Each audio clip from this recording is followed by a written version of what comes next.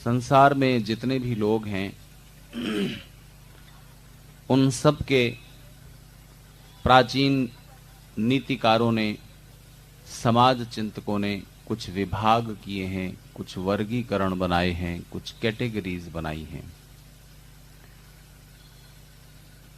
कुछ ऋषि होते हैं, कुछ देव होते हैं या देवी होते हैं, कुछ मनुष्य के स्तर पर होते हैं, कुछ असुर हो जाते हैं, कुछ राक्षस बन जाते हैं, कुछ पिशाच बन जाते हैं। और ऐसा नहीं है कि देवता, पितर, राक्षस, पिशाच कहीं आसमानों में विशेष स्थानों पर रहते हों। मनुष्यों के बीच में ही मनोवृत्तियों के और कर्मों के अंतर से ये सब विभाग बन जाते हैं। हम में से ही कोई साधारण मनुष्य रह जाएगा, कोई देवता हो जाएगा, कोई ऋषि हो सकता है, कोई राक्षस बन जाएगा, असुर हो जाएगा, पिशाच हो जाएगा। तो इनका अंतर समझ लें, इनका जो अभिप्राय है वो जान लें। शुरू कहां से करें? ऊपर से या नीचे से या बीच से? जहां पर हम हैं वहां से शुरू कर दें। मनुष्य वो है जो जहां तक हो सके अपने सब कामों को ये सोचकर करता है कि इससे दूसरे को तकलीफ न पहुंच जाए। अपना सुख लेने की कोशिश में वो रहता है, अपने स्वार्थ पूरे करने की इच्छा और कोशिश उसकी बनी रहती है, लेकिन वो इतना नीचे नहीं गिरता कि अपने सुख के लिए दूसरों को तकलीफ पहुंचाए। दूसरों को सुख पहुंचाने की उसकी इच्छा होती है, लेकिन दूसरों को सुख पहुंचाता है उतना ही जितने से अपना ज्यादा नुकसान न हो। ठीक है जी? अपना स्वार्थ ज्यादा न टूटे, अपना कुछ ज्यादा नुकसान न हो, हानि न हो, और दूसरों को फिर कुछ सुख हो जाए तो ठीक है, कर देते हैं। जैसे अगर हम 1000 रुपए कमाते हैं तो चलो 1 रुपया आर्य समाज को दे देते हैं, या 10 रुपए दे देते हैं, 100 रुपए दे देते हैं, बहुत ज्यादा नुकसान नहीं, थोड़ा। तो अपना नुकसान न करते हुए कुछ दूसरों के सुख के लिए, समाज की भलाई के लिए कुछ कर देना, और जहां तक हो सके अपने सुख के लिए, अपने स्वार्थ के लिए दूसरों को नुकसान न पहुंचाना, दुख न पहुंचाना, ये एक सामान्य मनुष्य का स्वरूप है। इतनी मननशीलता, इतना विचार, इतनी समझ जिसमें है वो मनुष्य है। देवता कौन है? तो देव की परिभाषा ऋषियों ने की है। आचार्य यास्क उसका निर्वचन करते हैं, देवो दानाद्वा दीपनाद्वा द्योतनाद्वा द्युस्थानो भवतीति वा। जो भी देव है उसमें ये 3-4 में से कोई एक क्वालिटी, कोई एक लक्षण मिलेगा। वो दूसरों को कुछ दे रहा होगा, दूसरों को कुछ सुख बांट रहा होगा, और अगर उसके लिए उसे अपनी हानि भी उठानी पड़े, कुछ अपनी क्षति भी उठानी पड़े, कुछ नुकसान भी झेलना पड़े, तकलीफ भी उठानी पड़े, तो उसके लिए भी वो सहज तैयार है। दूसरों को सुख देना उसका स्वभाव है। देवो दानाद्वा। देव वो है जो कुछ दीप्त है, जो कुछ प्रकाशित है, वो देव है। या द्युलोक में स्थित है, वो देव है। जैसे आकाश में आपको सब ये प्रकाशमान नक्षत्र दिखाई देते हैं और दूसरी चीजें, वो सब द्युलोक में स्थित वो भी देव हैं, जिनमें कुछ भी प्रकाश है, कुछ भी डिविनिटी है, कुछ भी दिव्यता है, वो देव हैं। और अपनी डिवाइन, अपनी दिव्य शक्ति से जो कुछ भी उनके पास दिव्य है, दूसरों से कुछ विशेष है, उसको वो दूसरों के सुख में समर्पित करने में हिचकिचाते नहीं। ऐसे लोग देव कहलाते हैं, या स्त्री हैं तो देवी कहलाते हैं। ऋषि कौन है? ऋषि वो है जो साक्षात कृतधर्मा है। मनुष्य जीवन में आकर जो सबसे बड़े लक्ष्य हैं, सबसे बड़े जो लक्ष्य हैं वो कुछ ही हैं। आनंद प्राप्ति तो उसमें एक लक्ष्य है ही, शरीर के सुखों से थोड़ा गहरे उतरकर बौद्धिक, मानसिक, आध्यात्मिक आनंद की उपलब्धि करना मनुष्य जीवन का विशेष लक्ष्य है। तो बौद्धिक, मानसिक सुख प्राप्ति की दिशा में सबसे बड़ी जरूरत होती है कि पता लगे कि सत्य क्या है, जीवन के गहरे सत्य क्या हैं, उनकी खोज में जो लग जाते हैं और सत्य का साक्षात कर लेते हैं और सत्य का, गहरी सच्चाइयों का साक्षात करके, प्रत्यक्ष करके फिर उनको सरल और उपयोगी बनाकर जो जनता तक पहुंचाने के कार्य में लग जाते हैं, वो ऋषि हैं। तो ऋषि वो हैं जिन्होंने सत्य को, उन सत्यों को जो इंद्रियों से दिखाई नहीं देते, आंख से नहीं दिखाई देता, कान से नहीं सुनाई देता, जीभ से नहीं पता चलता, त्वचा से, खाल से, स्किन से नहीं पता चलता, नाक से, सूंघने की शक्ति से पता नहीं चलता, हमारी इंद्रियों से जिन सत्यों की पकड़ पहचान नहीं हो पाती, उन सत्यों को जो आत्मा के स्तर पर उतरकर, तर्क, बुद्धि और अनुमान प्रमाणों के स्तर पर उतर करके, ईश्वर की निकटता में पहुंच करके, ईश्वर की प्रेरणा से जो सत्य उपलब्ध होते हैं, उन सत्यों को जिन्होंने प्रत्यक्ष कर लिया है और प्रत्यक्ष कर लेने के बाद उनको जनोपयोगी बनाकर, लोकोपयोगी बनाकर, सरल और उपयोगी बनाकर जनता में प्रचारित, प्रसारित करने के लिए जिन्होंने जीवन समर्पित कर दिया, वो ऋषि हैं। तो मनुष्य के स्तर से थोड़ा ऊंचा उठने का प्रयत्न हर कोई कर सकता है। न हो पाए पूरे अर्थों में देवता, न हो पाए पूरे अर्थों में ऋषि, लेकिन कुछ अर्थों में तो हो ही जाएंगे। अच्छा, एक बात बताओ, क्या हम बहुत बड़े संगीतकार हो सकते हैं? क्यों नहीं हो सकते? कोशिश तो कर सकते हैं। अच्छा, संगीतकार ना भी हो सके तो भी कोई बहुत अच्छा संगीतकार कुछ गा रहा हो तो उसका रस भी नहीं ले सकते। इतने अर्थों में तो हर कोई संगीतज्ञ हो सकता है, गा न सके पर सुन तो सकता है। हमारे प्रभाकर जी एक अच्छी बात कहा करते हैं कि हम लोग तानसेन नहीं हो सकते। तानसेन मालूम है आपको कौन था? बहुत बड़ा संगीतज्ञ, अकबर के दरबार का रत्न कहलाता था वो, तानसेन। तो अगर हम तानसेन नहीं हो सकते तो कानसेन तो हो सकते हैं। कानसेन होने में कौन सा भारी पुरुषार्थ लगना है, बैठो और सुनो और झूमो। तो ऋषि नहीं हो सकते तो एक छोटा सा काम जरूर कर सकते हैं, और उतना छोटा सा काम कर दो और आप पूरे ऋषि न हो सको पर ऋषित्व के नजदीक तक जरूर पहुंच जाओगे। कौन सा काम है? ऋषि जो कह रहे हैं उसको सुन लो, ऋषि जो कह रहे हैं उसको समझने की चेष्टा कर लो, और तुम्हारे अंदर भी पूरा नहीं तो कुछ अंशों में ऋषित्व जाग जाएगा। तो आचार्य व्यास ने कहा कि ऋषि कौन है? वैसे तो इसके साथ जुड़ी हुई एक मनोरम कथा है। भगवान, आप भी जा रहे हो, अब हम किसके सहारे सत्य को जानेंगे? किसके द्वारा हमें सच्चाइयां पता लगेंगी? किसके द्वारा हम अपने जीवन को सत्य, श्रद्धा और धर्म से जोड़कर जी सकेंगे? तो उन ऋषि ने कहा, तुम सब ऋषि हो जाओ, तुम सब ऋषि हो सकते हो, और हरेक को वो प्रयास करना ही चाहिए, क्योंकि हरेक व्यक्ति को जो एक नॉर्मल ब्रेन रखता है, जो एक सामान्य मन मस्तिष्क, एक सामान्य मन बुद्धि रखता है, उसको परमेश्वर ने ऋषि होने का सामर्थ्य अंदर अंदर दे दिया है। कौन सा है वो सामर्थ्य जिससे हम ऋषित्व तक पहुंच सकते हैं? और अगर पूरे ऋषि ना भी हो सकें तो ऋषियों की कही हुई बात को समझ सकते हैं और उसकी छानबीन कर सकते हैं कि क्या सच है और क्या झूठ है, क्या सही है और क्या गलत है, क्या उचित है और क्या अनुचित है।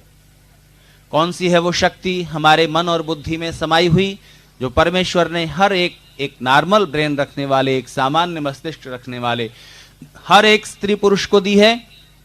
ध्यान दीजिए, आचार्य व्यास कहते हैं तर्क एव ऋषि।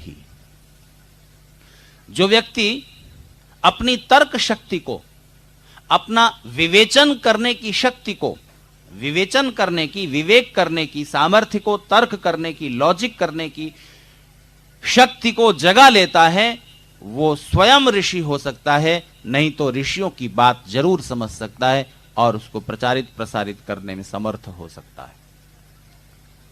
तो कोई भी बात जिसको समझने के लिए बुद्धि खर्च होगी, उसको समझने के लिए बुद्धि जगाना और बुद्धि लगाना समझिए आप ऋषियों के नजदीक तक पहुंच गए और कुछ अंशों में ऋषि हो गए। विश्वास करना चाहिए। कहा गया है कि विश्वास फलदायक, विश्वास फलदायक होता है, लेकिन विश्वास को अंधविश्वास न बदलने दें। विश्वास को विश्वास रहने दें, उसे सत्य विश्वास रहने दें, अंधा विश्वास न होने दें। दुनिया के धर्म गुरु अगर वास्तव में ऋषित्व तक पहुंचे और जो वो दुनिया को समझाना चाह रहे हैं, दुनिया को समझाने से पहले खुद विचार कर लें, विवेक कर लें कि क्या बात सत्य है और क्या असत्य है, तो दुनिया अंधेरों में नहीं भटकेगी। लेकिन जो धर्मगुरु हैं, जो नेता हैं, जो रास्ता बताएंगे दुनिया को, अगर वो भी खुद अंधविश्वासी हो जाएं, वो खुद अपना विवेक छोड़ दें और अपने स्वार्थ की वजह से लोगों को अंधी श्रद्धा और अंधे विश्वासों में फंसाने निकल पड़े, तब फिर उद्धार की कोई किरण नजर नहीं रह जाती।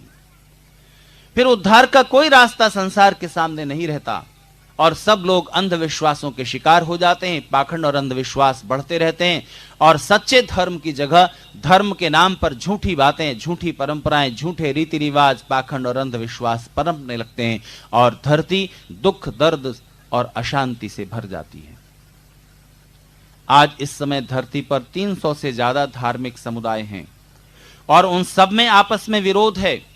मनुष्य ने राष्ट्र की सीमाओं के झगड़े को लेकर इतना खून नहीं बहाया जितना कि धर्मों के, धार्मिक विचारधाराओं के आपस के टकराव के कारण मनुष्य ने मनुष्य का खून बहाया है। अगर उस खून को इकट्ठा किया गया होता तो शायद समुद्र में इतना पानी नहीं है जितना खून का समुद्र तैयार हो गया होता। पूरे 400 साल तक ईसाई और मुसलमानों के बीच जो युद्ध लड़ा गया उसको क्रूसेड का नाम दिया गया क्रिश्चियनिटी की ओर से। क्रूसेड यानी धर्म युद्ध। कभी ईसाई सेनाएं लड़ती हुई तुर्की तक चली आती थीं विजय पाती हुई, और कभी मुस्लिम सेनाएं स्पेन तक पहुंच जाती थीं विजय पाती हुई, और ये धक्कम धक्का, ये खींचतान 400 साल तक चलती रही और आज दूसरे रूप में जारी है। अमेरिका का हमला इराक पर, अफगानिस्तान पर किस लिए? क्यों एक मुस्लिम जिहादी कहता है कि हमें दुनिया के आखिरी इंसान को अपनी विचारधारा में दीक्षित कर लेना है, और क्यों एक क्रिश्चियन मिशनरी का सपना है कि दुनिया के आखिरी इंसान को हमें क्रिश्चियनिटी में कन्वर्ट कर लेना है?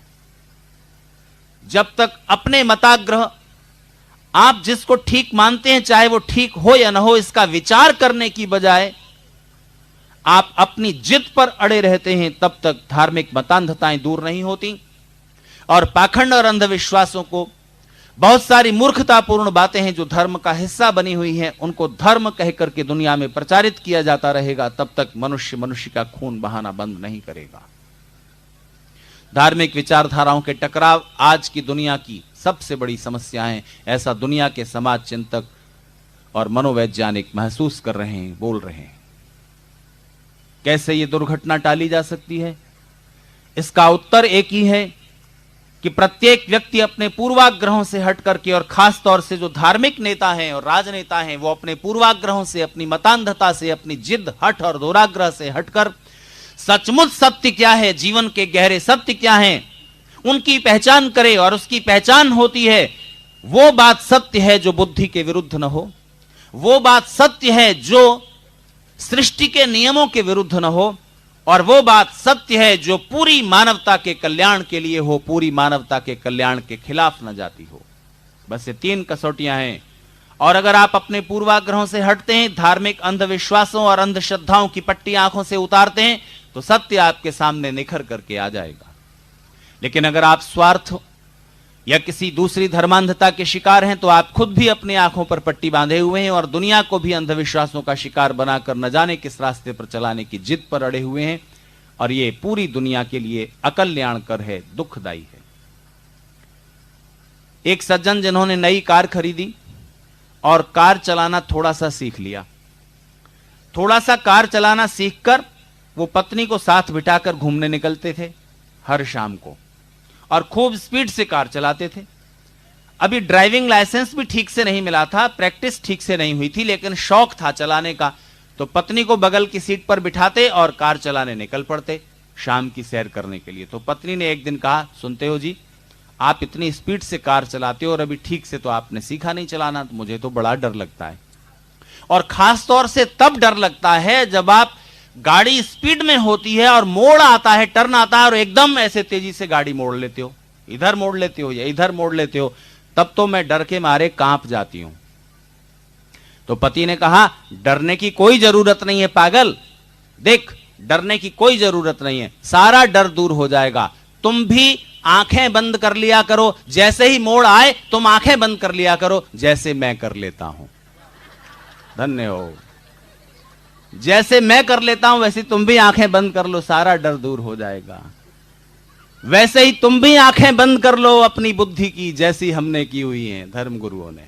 सोचना मत, समझना मत, न खुद विचार करना, न दूसरों को विचार करने देना। मत जाओ आर्य समाज में, नास्तिक होते हैं, बहका देंगे, भटका देंगे, देवी देवताओं से श्रद्धा हटा देंगे। अरे समझने की कोशिश करो तो पता चलेगा कि वास्तव में देवी देवता क्या हैं और उनकी पूजा कैसे होनी चाहिए। ये समझना हो तो ऋषियों की शरण में आए बिना और कोई उपाय ही नहीं है। आपको पता है, परसों मैं आपसे बोलता था कि किसी हिंदू से पूछो भगवान कितने हैं, 2, 4, 10, 20, तो हर एक हिंदू पूरे होशो हवास में, पूरी निश्चिंतता से एकदम उसका उत्तर होगा कि भगवान तो एक है। भगवान कहीं 2 हो सकते हैं, 10 हो सकते हैं, 20 हो सकते हैं, भगवान तो एक ही है। तो फिर अगर पूछा जाए कि फिर जब आप मंदिर में जाते हो तो बताओ, विष्णु भगवान है, शिव भगवान है, राम भगवान है, कृष्ण भगवान है, तो इतनी सारी प्रतिमाओं के बीच कौन से एक भगवान है बताओ। अगर भगवान एक है तो ये भी भगवान है, ये भी भगवान है, ये भी भगवान, तो बहुत से भगवान हो गए ना। तो वो कंफ्यूज्ड हो जाएगा। हो भी क्यों नहीं, उसके धर्मगुरु भी कंफ्यूज्ड हैं। वास्तविकता समझो, ऋषियों से पूछो, भगवान एक है और देवता कितने हैं? जल्दी बोलो, देवता कितने हैं? कितने हैं देवता? हिंदू माइथोलॉजी के अनुसार देवता हैं 33 करोड़। अब एक बात समझ लो, वहां जहां कहा गया कि देवता इतने हैं, वहां शब्द है कोटि। क्या शब्द है? कोटि। संस्कृत का यह शब्द कोटि क्या कहता है? इसके 2 मीनिंग हैं। एक तो अर्थ होता है करोड़, करोड़। दूसरा एक और अर्थ है, वो बड़े उच्च कोटि के विद्वान हैं। क्या मतलब हुआ? बड़े ऊंचे लेवल के विद्वान हैं, बड़े ऊंचे स्तर के विद्वान हैं। कोटि का अर्थ हुआ श्रेणी, पंक्ति, लेवल, स्तर।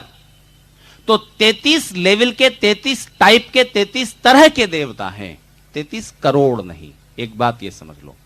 और फिर एक बात यह समझ लो कि दुनिया की हर चीज और दुनिया का हर व्यक्ति, हर चेतन व्यक्ति कुछ न कुछ अंशों में देवता या देवी है। क्यों?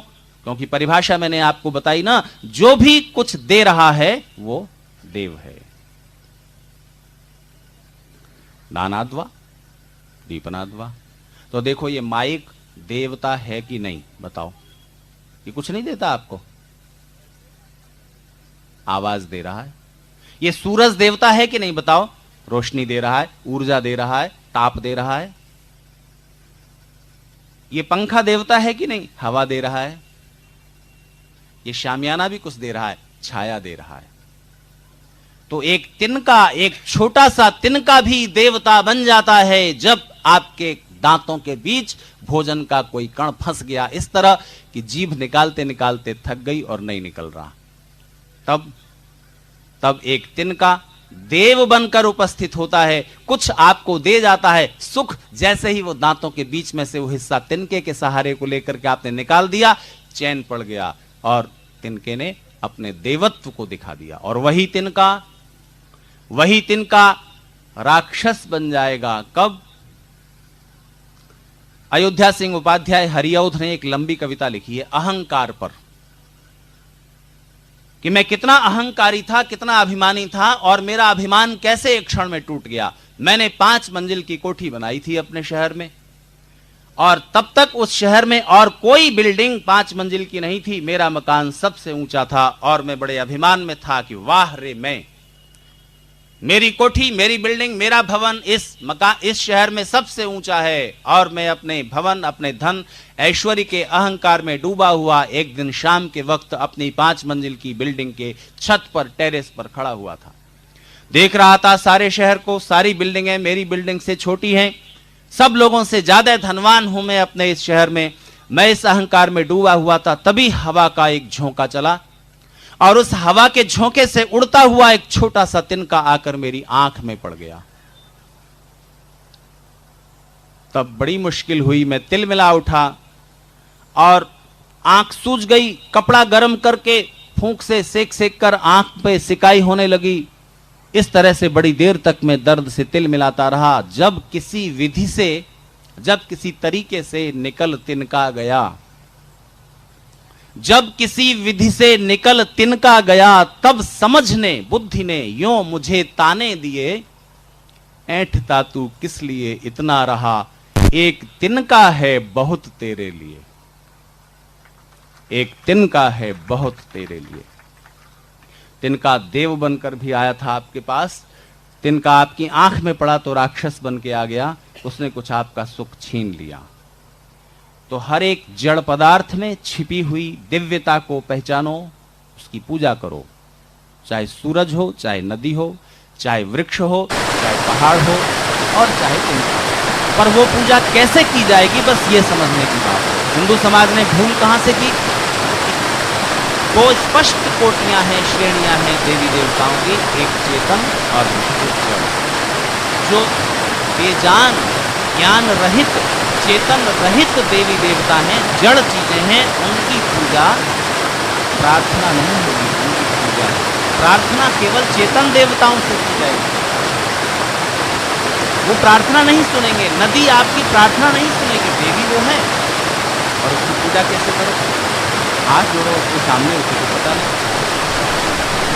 इसकी पूजा का अर्थ है कि बनाओ उस पर बांध, करो कुछ उद्योग और चल करके पानी मध्य प्रदेश का गुजरात तक आ जाए, सूखे प्रदेशों को लहलहा दे, हरा भरा कर दे। ये उस नदी की पूजा है।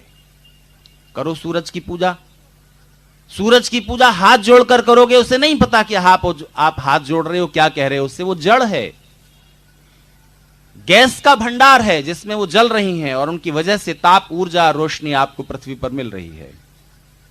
सूरज से प्रार्थना मत करो, सूरज से क्या करो? उसकी पूजा करो। कैसे करोगे पूजा? पूजा का अर्थ होता है सत्कार। तो जड़ पदार्थों की पूजा कैसे होगी? सूरज से ऊर्जा लो, ऊर्जा को स्टोर कर लो, बिजली बना लो पृथ्वी पर, और कुछ उपाय कर लो। यह सूर्य की पूजा का सही तरीका है। चेतन देवों की पूजा करो। चेतन देवों की पूजा कैसे होगी? उनका सम्मान करना, उनके प्रति श्रद्धा रखना, उनकी उचित आज्ञाओं का पालन करना, चाहे वो आपके माता पिता हो, चाचा हो, काका हो, बड़े लोग हो, विद्वान हो। उनकी उचित आज्ञाओं का पालन और उनका उचित सम्मान। उन्होंने जीवन में जो किया है हमारे लिए, उसका रिकॉग्निशन, उसका ऋण महसूस करना और उस ऋण से उऋण होने की कोशिश करना। आर्य समाज भुज के लोगों ने आज यही किया है। जिन लोगों ने पूरा जीवन सत्कार्य में लगा दिया, सामाजिक कार्य में लगा दिया, उनके उस कार्य की स्वीकृति, उनको सम्मानित करना, उनके प्रति अपने श्रद्धा और सम्मान के भावों को प्रकट करना, यह चेतन देवों की पूजा है। जो परम देव है परमेश्वर, उसकी पूजा अलग तरह से होगी। उसको आप पैर नहीं छू सकते, उसको आप शाल नहीं उड़ा सकते, उसको श्रीफल भेंट नहीं कर सकते, उसको 11,000 रुपए का लिफाफा भेंट नहीं कर सकते। उसकी पूजा कैसे करोगे?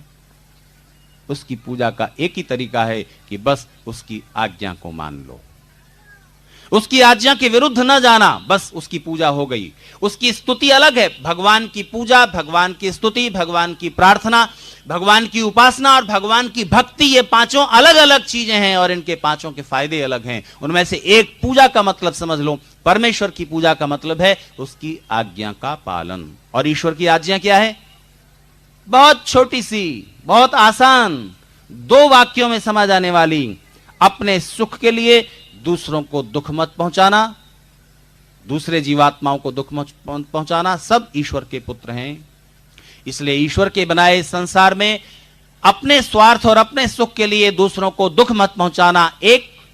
दूसरी बात, जहां तक हो सके कोशिश करना कि तुम्हारे द्वारा इस संसार में कुछ सुख फैल जाए। बस 2 बातें ध्यान में रखो और आपने ईश्वर की पूजा कर ली।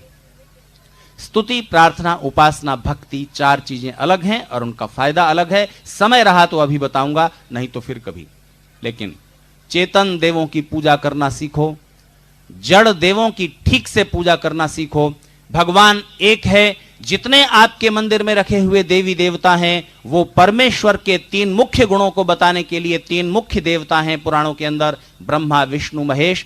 परमेश्वर के 3 मुख्य काम हैं, संसार को बनाना, उसका पालन करना और उसका संहार करना। ब्रह्मा देवता हैं, ईश्वर को संसार को बनाने वाले, विष्णु हैं पालन करने वाले, शिव हैं संहार करने वाले। ये 3 अलग अलग पर्सन नहीं हैं, एक ही परम शक्ति के 3 मुख्य कार्यों को बताने के लिए इन देवों की कल्पना की गई है। बाकी और सब देवी देवता भी या तो इनकी पत्नियां हैं या बच्चे हैं या अवतार हैं, उनका भी कुछ अर्थ है। वो अर्थ समझाने के लिए उन देवी देवताओं की कल्पना की थी। दुर्भाग्य से हिंदू समाज इन देवी देवताओं को अलग अलग मान करके, उनकी अलग अलग पूजा करके आपस में बंटवारे का शिकार हो गया। मैं आपको बताना चाहता हूं, ध्यान दिलाना चाहता हूं, शायद आपको पता हो, हिंदू समाज ने एक लंबे समय तक इन देवी देवताओं के आधार पर आपस में इतनी शत्रुता की है जितनी आज शायद हिंदू, मुसलमान, ईसाई के बीच न होगी। पता है आपको, शिव की प्रार्थना करने वाले, शिव की पूजा करने वाले हिंदू और विष्णु की पूजा करने वाले हिंदू वैष्णव कहलाते, शिव की पूजा करने वाले शैव कहलाते, और उनमें आपस में शादी संबंध टूट गए। क्योंकि वो अलग अलग देवी देवताओं की पूजा करते हैं, इसलिए उनमें आपस में इतना विरोध रहा। शिव की पूजा करने वाला कभी विष्णु का नाम नहीं लेता था, विष्णु की पूजा करने वाला कभी शिव का नाम नहीं लेता था। बख्तियार खिलजी नाम के एक हमलावर ने बंगाल पर कब्जा किया, खून की एक बूंद बहाए बिना। क्यों?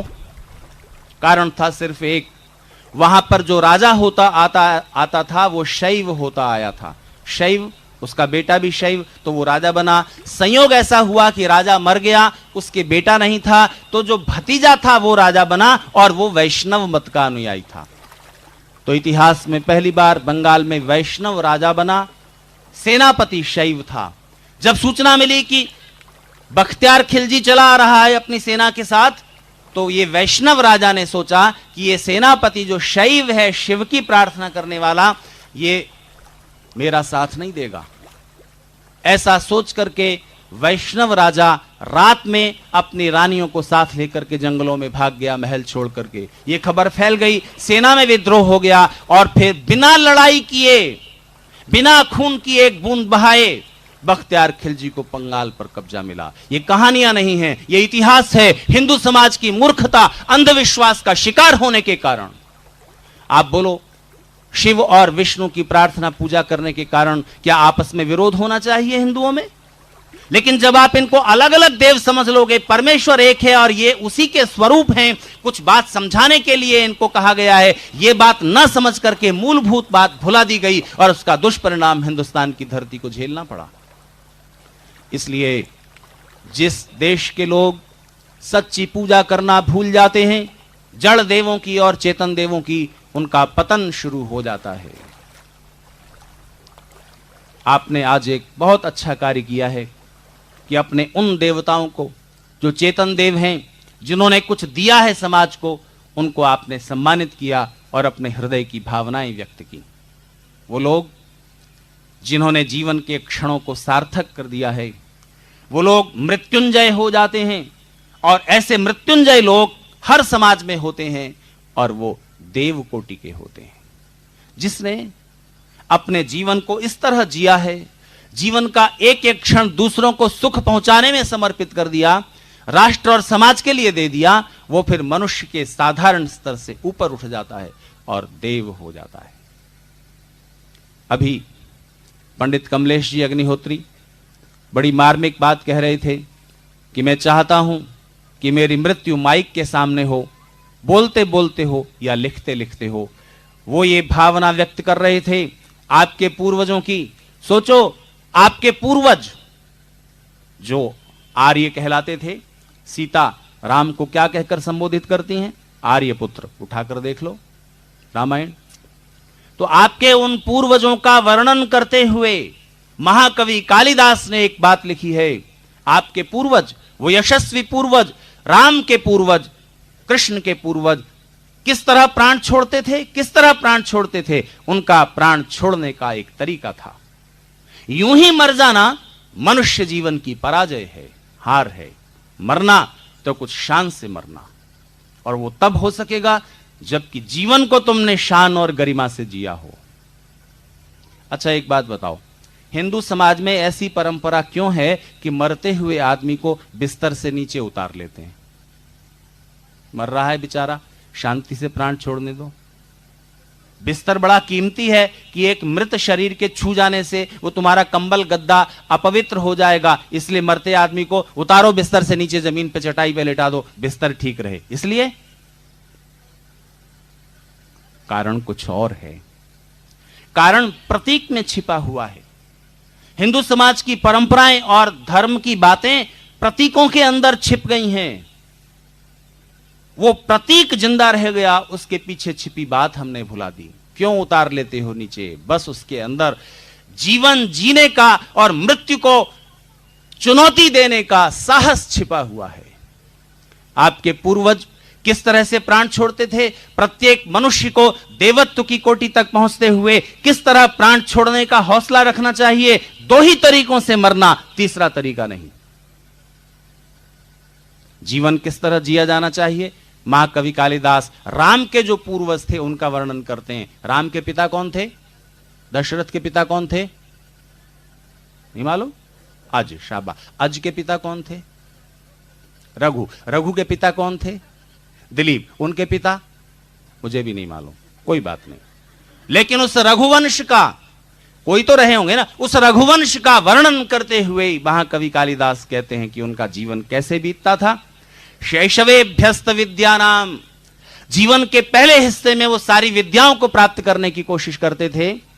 शैशवेभ्यस्त विद्यानाम यौवने विषयिषिणाम, यौवन में वो संसार के सुख प्राप्त करते थे, शरीर की इच्छाएं, सारी फिजिकल डिजायर्स पूरी करते थे। यौवने विषयिषिणाम वार्धके मुनिवृत्ति नाम, और जब बेटे बेटियों के बेटे बेटी हो जाएं तब जीवन में दिशा बदलते थे, अध्यात्म की ऊंचाइयों का स्पर्श करने की, समाज सेवा और ईश्वर की उपासना, योगाभ्यास और योगेनान्ते तनु त्यजाम। शरीर छोड़ना केवल दो तरीके हैं, तीसरा तरीका मनुष्यों का नहीं है, देवताओं का नहीं है, पिशाचों का है, राक्षसों का है, मूर्खों का है। या तो अन्याय और अत्याचार का विरोध करते हुए युद्ध के मैदान में प्राण छोड़े मनुष्य, और या फिर परमेश्वर की प्रार्थना करते हुए, ईश्वर का नाम लेते हुए, योगेनान्ते तनु त्यजाम। और ये हर एक व्यक्ति कर सकता है। परमेश्वर, शरीर कितना भी जर्जर हो जाए, शरीर कितना भी बूढ़ा पुराना निर्बल हो जाए, तब भी परमेश्वर आत्मा के स्तर पर कार्य करने की क्षमता नहीं छीनते। जब तक व्यक्ति कोमा में ना पहुंच जाए या शरीर ना छोड़ दे, तब तक ये सामर्थ्य रहती है कि हम ईश्वर का स्मरण करते रह सकें, ईश्वर का नाम जपते रह सकें। योगेन अन्ते तनु त्यजाम, शरीर इस तरह छोड़ना। निष्क्रिय रहते हुए जीवित रहने का कोई अर्थ नहीं है। कुर्वन्ने वेह कर्माणि जिजीविषेद शतम समाह, जीवित रहना 100 वर्ष और उससे ज्यादा समय तक जिंदा रहना, लेकिन अगर सक्रिय न रह सको, एक्टिव न रहो, तो जीने की कोशिश छोड़ो, जीने की इच्छा भी मत करना, बेकार है वो जीवन। तो सक्रिय रहते हुए जियो। अगर शरीर से कुछ नहीं हो सकता, बुद्धि, मन और आत्मा के क्षेत्र की सक्रियता हमेशा बनी रहती है, आखिरी सांस तक। तो बस इस बात को प्रतीक रूप में समझाने के लिए कि लेटे लेटे निष्क्रिय रहकर मत छोड़ो शरीर, या तो ईश्वर का स्मरण करते हुए या कुछ और समाज सेवा और दूसरे कार्यों में लगे रहकर। नहीं लगे रहते तो ईश्वर की आराधना तो जीवन के आखिरी क्षण तक हो सकती है। ये जीवन का सौभाग्य है। आपको एक घटना सुनाना चाहता हूं। जिस समय देश गुलाम था और इसकी आजादी का आंदोलन चल रहा था, अंग्रेजों से लड़ाई चल रही थी और उसके तीन स्तरों पर कोशिश चल रही थी। एक आंदोलन था क्रांतिकारियों का, जो ये कहते थे कि मारो और मरो, ये मुट्ठी भर अंग्रेज हम पर शासन करने का क्या अधिकार रखते हैं, ये हमारे लोगों को मारते हैं तोप लेकर के, बंदूकें लेकर के, तो इनको मारने में कौन सा पाप है। इसलिए जहां कोई अंग्रेज मौके पर मिल जाता वो उसको मार डालते। ठीक है, फिर हम फांसी पर चढ़ जाएंगे। ये उन क्रांतिवीरों का रास्ता था। पर इस रास्ते पर सब लोग नहीं चल सकते थे। सब लोग तो फांसी के फंदे का चुनना पसंद नहीं करेंगे ना। तो एक दूसरा रास्ता था महात्मा गांधी का, वो सरल रास्ता था। तुम फांसी पर नहीं चढ़ सकते, तुम तलवार नहीं उठा सकते, तुम लड़ नहीं सकते, अरे पर इतना तो कर सकते हो कि एक साथ मिलकर के बोलो निकल के सड़क पर, भारत माता की जय। इतना तो कर सकते हो। मत पहनो विदेशी कपड़े, अपने देश में बने हुए सामान का इस्तेमाल करो, इतना तो कर सकते हो। और गांधी के साथ जुड़ने वाले असंख्य लोग हो गए। तीसरा रास्ता था सुभाष चंद्र बोस का, जिन्होंने आजाद हिंद फौज बनाई और दूसरे विश्व युद्ध में अंग्रेजों के खिलाफ लड़े, जापान और जर्मनी के साथ मिलकर के। इस तरह इन 3 स्तरों पर अंग्रेजों से इस देश को आजाद कराने की कोशिशें हुई। उस समय की घटना है, क्रांतिकारियों की एक मीटिंग हो रही थी बिहार के जंगल में, और उस मीटिंग की अध्यक्षता कर रहे थे जिनका नाम था, उस टीम के नेता किशोरी प्रसन्न सिंह, केपी सिंह। उनकी पत्नी थी, उनका नाम था सत्यवती, वो भी क्रांतिकारी दल में शामिल थी। पति पत्नी दोनों जुटे हुए थे मरने के लिए, मारने के लिए, देश को आजाद कराने के लिए। तो क्या हुआ कि एक फणींद्र मुखर्जी नाम का नौजवान अंग्रेज पुलिस ने पकड़ लिया, और उस फणींद्र मुखर्जी ने सारे क्रांतिकारियों के गुप्त ठिकाने बता दिए, और अंग्रेजों ने छापा मारा और बहुत से क्रांतिकारी पकड़े गए और बहुतों को फांसी हुई। मुकदमा चल रहा था, फणींद्र मुखर्जी को जेल में था वो, और वो अंग्रेजों का गवाह बन गया था, तो उसको लेकर अदालत में गवाही के लिए ले जाया जाने वाला था अगले दिन। तो मीटिंग चल रही थी जंगल में, और पूछा जा रहा था कि फणींद्र मुखर्जी जिसने ये गद्दारी की है, अंग्रेजों को बाद में मारे, पहले अपने बीच के गद्दार को मारो, जिस समय वो अदालत ले जाया जा रहा होगा उस समय उसको मार डाला जाए, बोलो ये काम कौन करेगा।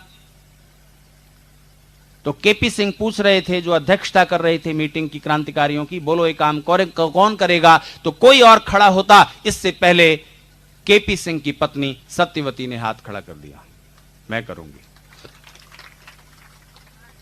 लेकिन केपी सिंह इस बात के लिए तैयार नहीं थे। उन्होंने आंखों ही आंखों में पत्नी को रोक दिया और फिर खुल करके कहा कि एक स्त्री आसानी से काम नहीं कर सकेगी, ये काम तुम्हारा नहीं है, तुम्हारे लिए और दूसरी जिम्मेदारी दी जाएगी। तुम बस इतना करो कि गोला बारूद जहां पर है वहां से ठीक से वहां पर पहुंचा देना। बाकी 2 नौजवानों को चुना गया कि ये फणींद्र मुखर्जी को मारेंगे। उन 2 नौजवानों ने यह काम बखूबी कर दिया, वो घटना हो गई। इसके 6 महीने बाद सत्यवती बीमार पड़ गई, खांसी रहने लगी। होते होते पता चला कि इनको तो टीबी है, तपेदिक की बीमारी है, और उन दिनों टीबी का इलाज नहीं था। जो अब दवाई आ गई हैं जिनसे टीबी के विषाणु का, रोगाणु का पूरी तरह नाश हो जाता है, वो उस समय उपलब्ध नहीं थी। ठंडे इलाके में चले जाओ, पहाड़ पर सैनिटेरियम में रहो, वहां पर ठीक हो जाओगे तो हो जाओगे, नहीं तो मृत्यु। तो उन्हें टीबी हो गई। जब जीवन की आखिरी सांसें गिन रही थीं सत्यवती, तब उन्होंने अपने पति को अपने पास बुलाया और कहा कि देखो, मैं तुमसे एक बात कहना चाहती हूं, अब मैं दुनिया से जा रही हूं।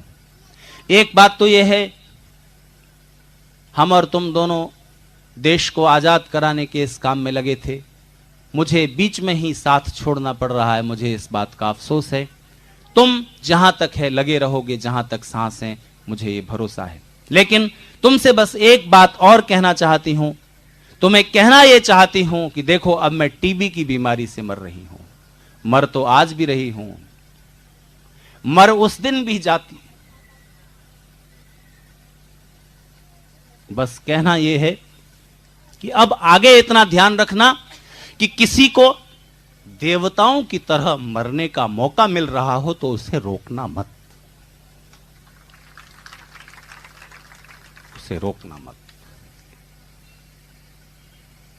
तो जानते हो मृत्यु कितना भयभीत करती है, उसके साक्षी तो हम और आप सब रहे हैं, जिन्होंने भुज के उस सन 2001 की 26 जनवरी के दृश्य को देखा है।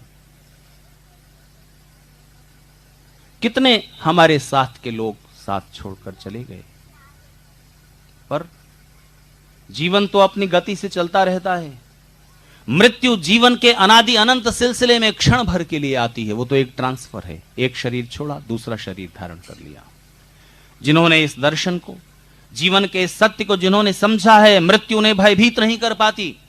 जीवन को जिन्होंने देवताओं के स्तर पर जीने का प्रयास किया है, वो खुद 2 कदम आगे बढ़कर मृत्यु से हाथ मिलाने को तैयार रहते हैं। आओ, वेलकम।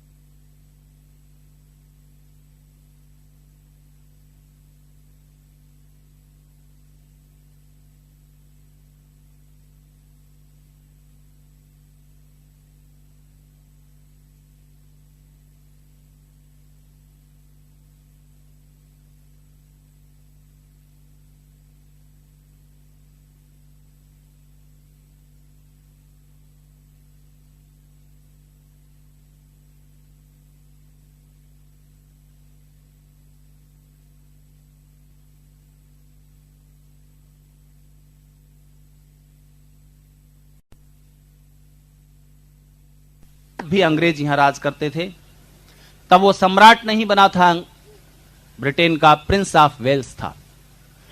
राजकुमार की हैसियत से वो दिल्ली आया और उसके स्वागत की तैयारियां हुई। दिल्ली दुल्हन की तरह सजाई गई, सब तरफ तोरण द्वार बनाए गए। तो जब दिल्ली की सफाई हो रही थी, सड़कों की, नालियों की, और तोरण द्वार सजाए जा रहे थे, तो दिल्ली में ईसाइयों का जो कब्रिस्तान था, उस कब्रिस्तान की कमेटी ने सोचा कि प्रिंस ऑफ वेल्स आ रहा है, ब्रिटेन का राजकुमार आ रहा है, तो हम भी कुछ तैयारी करें, साफ सफाई करें, स्वागत की तैयारी करें। तो राजकुमार की सवारी निकलनी थी हाथी पर बिठा करके।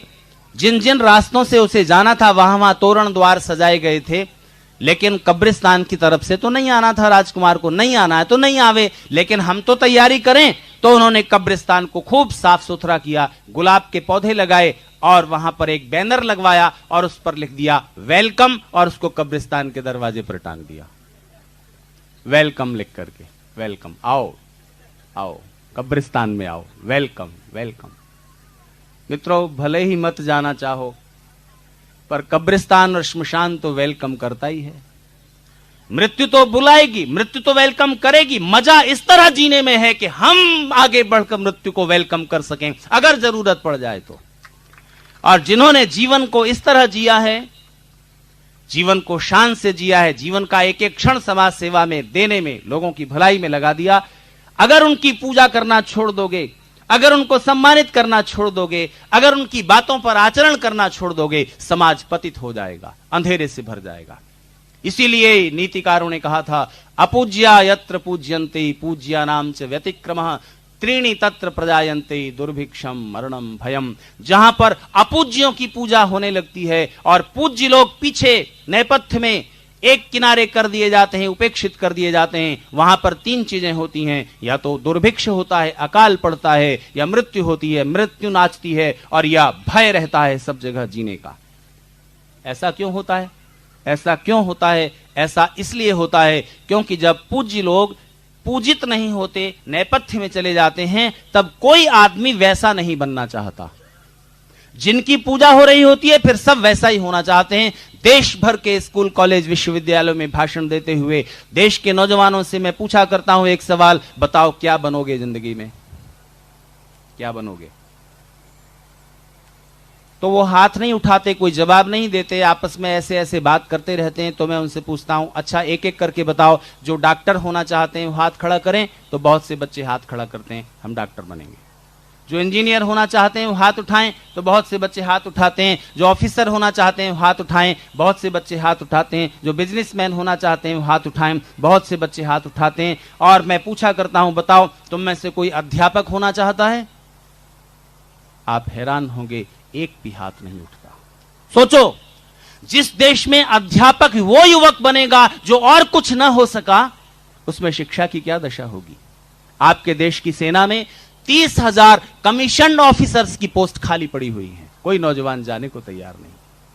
देश की सीमाओं की रक्षा के लिए अपनी छाती की, अपने सीने की दीवार बनाने के लिए कोई तैयार नहीं। देश पर बलिदान देने के लिए कोई फिल्म क्रिकेटर हर कोई तैयार है। अपूज्यों की पूजा करने का परिणाम तुम्हें भोगना पड़ेगा।